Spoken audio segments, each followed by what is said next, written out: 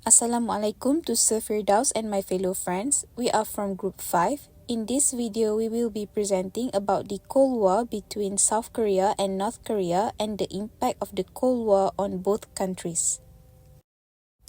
First and foremost, allow me to introduce my group members, which are Adiba Nazira, Muhammad Nur Iman, Dia Sofia, Nur Nazfika, Nurin Sabrina, and Siti Nurdini Andriana.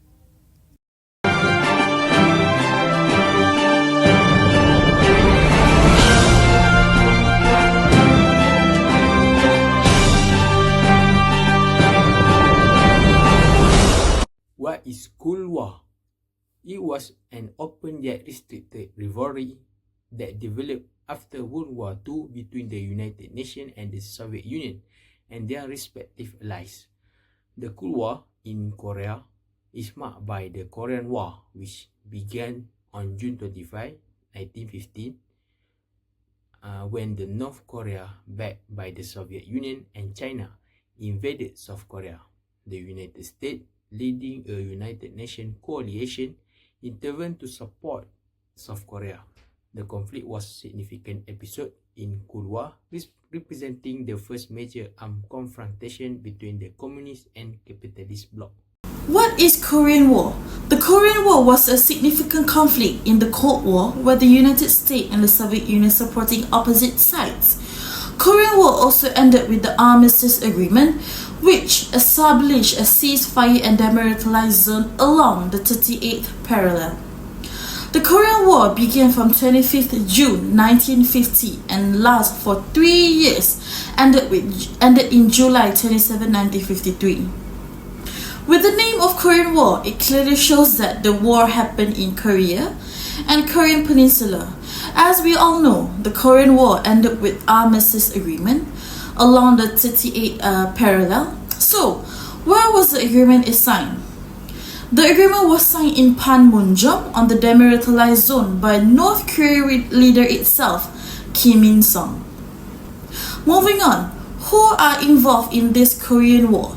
There are several key players, and that is North Korea, led by Kim Il-sung, South Korea led by Sigmund Key, United Nations comprised of 21 countries with United Nations, provide 90% of military personnel, and lastly Soviet Union that support North Korea with military supplies and advice. And other 21 countries in total contribute troops to the UN forces. So why would the Korean War happen? It happened because of the division of Korea after World War II, leading to tension between the communism North Korea and the supported by Soviet Union and China, the democratic South Korea supported by the US and other Western nations. How it happened? The first one is initial inventions. The North Korea army quickly advanced southward, trapping South Korea and American troops in a small perimeter around the port in Busan. The second is the Chinese entry. China entered the war in October 1950, pushing the UN forces back into the south. And lastly, armistice negotiations. The negotiations for peace started in July 1951, but made a little progress. The army stayed in trenches until an armistice on July 27, 1953, agreeing to keep Korea divided. Now, let us look at the main points of the issue. The first one is about the Korean Peninsula's geographic location. The peninsula is located in a strategic position between China and Japan, which has led to frequent invasions and conflicts. Its geography creates a natural barrier, making it challenging for military forces to maneuver. There is also a zone called the Demilitarized Zone or DMZ. The DMZ is heavily militarized with both North and South Korea maintaining significant military forces along the border.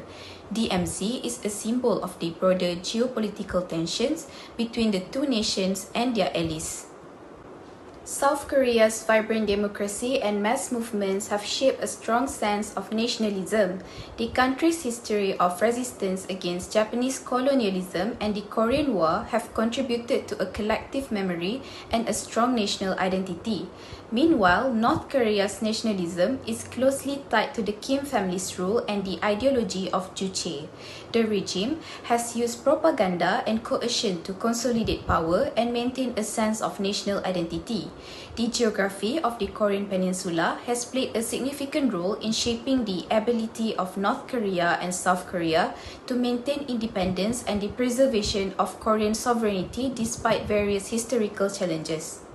The second issue is about the diplomatic issues between South Korea and North Korea as the two governments were separated back in 1948.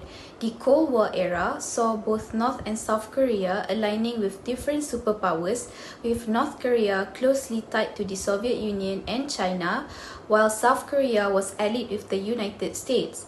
This division has contributed to the ongoing tensions and mistrust between the two nations while they receive support in terms of military and economic aid from their respective allies. The third issue is about military buildup and tensions that arose due to the Cold War that happened with the support of their respective allies. This resulted in heightened tensions and the constant threat of conflict, contributing to regional instability and security concerns. The two countries have engaged in an escalating arms race, with each side building up its military capabilities in response to the other. This has included the development of advanced weapon systems such as missiles and nuclear weapons. North Korea has been developing its nuclear program, meanwhile South Korea has been conducting military exercises with the United States, which has been seen as a response to North Korea's military activities. Analysis of the issue for the geography. The Korean Peninsula was located near important maritime borders and sea lanes, which can improve military planning and give access to essential supplies. It became an extremely important geopolitical area because it's located close to several major nations as well as China, Russia, and Japan. The MZ has split the Korean Peninsula nearly in half and was created as a part of the Korean Armistice Agreement. But the two nations have been at war until now because of the disagreement over a formal peace agreement. This might be a very dangerous area if both parties fail to retain mutual respect.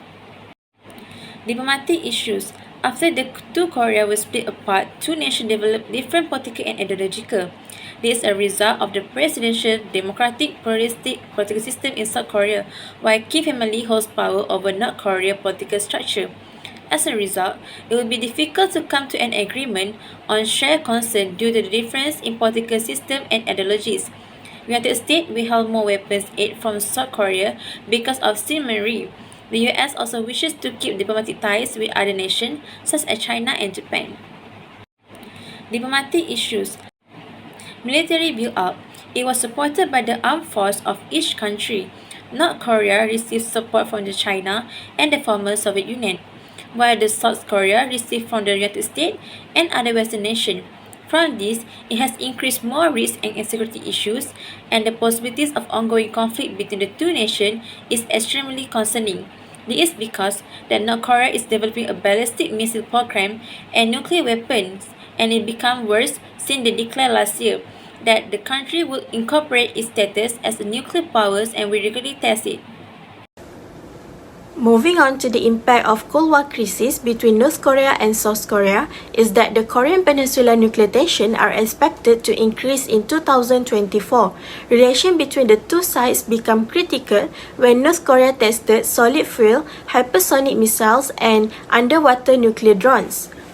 This shows that North Korea is ignoring South Korea's concern about its use of nuclear weapons. South Korea believes that the nation's security and health are in danger due to the possibility that nuclear weapon testing will harm civilians. Secondly, the impact in South Korea and US military exercises were denounced by North Korea and made a warning about implications.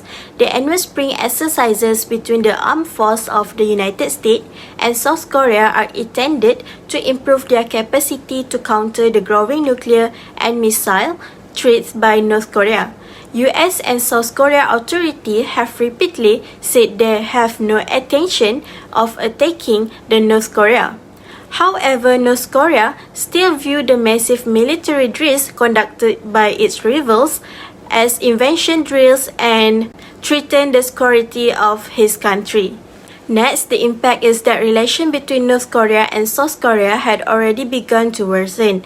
Since 2020, North Korea blew up the Kaesong Industrial Complex Joint Liaison Office with South Korea. The clear impact shows that when North Korea abandons reunification as a declared objective, the South Korea would no longer be considered a partner of reconciliation and reunification by North Korea.